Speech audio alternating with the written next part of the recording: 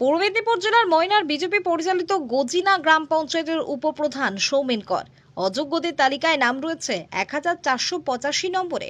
সৌমেন পশ্চিম মেদিনীপুরের পিংলার মুন্ডামারি উষানন্দ বিদ্যাপীঠের অঙ্কের শিক্ষক। তার দাবি তিনি যোগ্যতার মাপকাঠিতেই তিনি চাকরি পেয়েছেন, কাউকে কোনো টাকা দিয়ে নয়।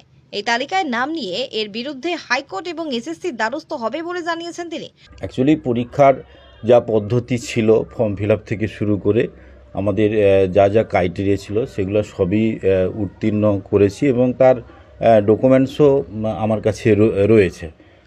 তারপরও এভাবে কেন নাম এলো, কী ব্যাপার, সেটা আমরা কমিশনেরও দ্বারস্থ হব এবং কোর্টেরও দ্বারস্থ। বিশেষ করে যেটা আমরা বিষয়টা নিয়ে কোর্টের দ্বারস্থ হয়েছি, এর আগেও আমরা এই বিষয়ে যখন আমাদের কাছে খবর এসেছিল সেই বিষয়টা নিয়ে প্রথম থেকেই আমরা কোর্টের দ্বারস্থ হয়েছি এবং এই বিষয়টা নিয়ে আমরা আবারও কোর্টের দ্বারস্থ হব এবং এটাকে আমরা চ্যালেঞ্জ করব আর কি। না, এই ধরনের তো প্রশ্ন মানে আসারই কথা নয়। কেন, আমার যা ক্রাইটেরিয়া ছিল, ধরুন 50% নাম্বার থেকে শুরু করে বিএড, সেগুলো সবই আমার ছিল এবং যথেষ্ট প্রস্তুতিও নিয়েছিলাম এবং সেই প্রস্তুতি থেকে পরীক্ষা দিয়েছিলাম, তারপরে পাসও করেছি, তারও ডকুমেন্ট সব কিছু আছে আর কি। যার ফলে এই বিষয় নিয়ে প্রশ্ন আসারই কথা নয়। তাছাড়া কমিশন কী কারণে এই লিস্টে মানে আমাকে এভাবে চিহ্নিত করেছে, সেটা আপনাদের মাধ্যমেও কমিশনের কাছে প্রশ্ন থাকলো এবং সে কোর্টে দ্বারস্থ তো হব, আমি তো জানালাম আপনাদেরকে আর কি। তবে দলীয় উপপ্রধানের নাম অযোগ্যদের তালিকায় জড়িয়ে যাওয়ায় যথেষ্ট অস্বস্তিতে গেরুয়া শিবির।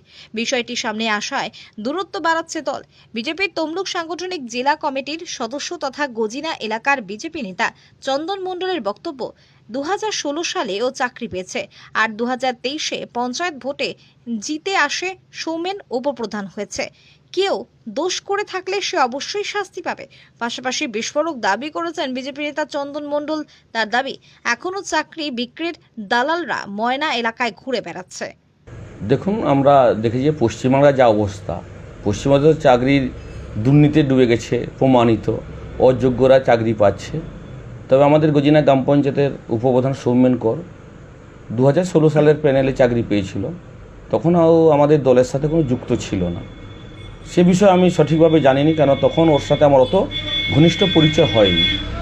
2023 সালে পঞ্চায়েত নির্বাচনে কিছুদিন আগে থেকে আমরা যখন পঞ্চায়েতে প্রার্থী সিলেকশন করি, যেহেতু শিক্ষক আমরা জানি, শিক্ষক মহাশয় এবং এলাকার মানুষ চাইল, সেখান থেকে আমি অবশ্য ওকে এলাকার মানুষের সঙ্গে যোগাযোগ করে পঞ্চায়েতে প্রার্থী করা হয় এবং আমাদের গ্রাম পঞ্চায়েতে যেহেতু মহিলা প্রধান, আমরা চাইছিলাম একজন শিক্ষক প্রধান থাকলে, আমাদের উপপ্রধান থাকলে ভালো, সেই কারণে উপপ্রধান বানানো হয়েছে ওনাকে। এতে দলের কিছু ভাবমূর্তি নষ্টের বিষয়ও নেই, আর আমাদের দলের এই বিষয়ে বিশেষ কিছু বলারও নেই, আর আমাদের সাংগঠনিক অবস্থা ময়নায় ভালো আছে।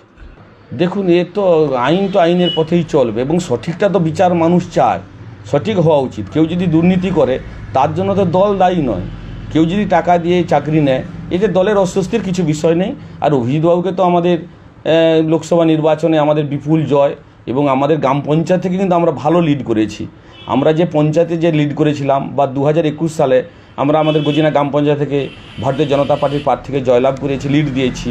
23-এ আমরা পঞ্চায়েত দখল করেছি, কিন্তু 24-এ লোকসভা নির্বাচনে আমরা আরও বিপুল ভোট পেয়েছি, ভালো রেজাল্ট করেছি। সেখানে দলের উপরে কিছু বিশেষ প্রভাব পড়বে না। আমি প্রথমে বলবো যে আমাদের জেলায় দুর্নীতিগ্রস্ত নেতা ছিলেন শুভেন্দু অধিকারী এবং তার পরিবার।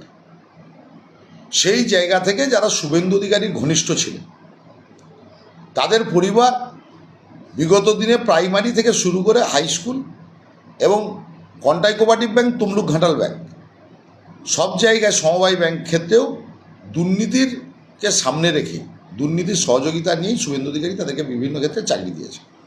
তার মধ্যে অভিজিৎ গাঙ্গুলির, যিনি নির্বাচন সফরসঙ্গী ছিলেন, তার স্ত্রী সর্বাণী মুখোপাধ্যায়, তিনিও 1408 নম্বর সিরিয়ালে তার নাম আছে। আবার 2020 সালের পর 2021 সালের বিধানসভা নির্বাচনের আগে আমাদের ময়না ব্লকের উপপ্রধান, গাজিনা গ্রাম পঞ্চায়েতের উপপ্রধান এবং মণ্ডলের সহসভাপতি, তিনি শুভেন্দু অধিকারীর হাত ধরে ভারতীয় জনতা পার্টিতে যোগদান করেছেন। তারও নাম আছে এই লিস্টে এবং আপনি যদি প্রাথমিকেরও ক্ষেত্রে দেখেন, তার ড্রাইভারের স্ত্রী থেকে শুরু করে তার যারা আশেপাশে ঘুরতেন, তার পরিবারের সঙ্গে যারা কাজ করতেন, তার অফিসে যারা কাজ করতেন, তার যারা সিকিউরিটি গার্ডের কাজ করতেন,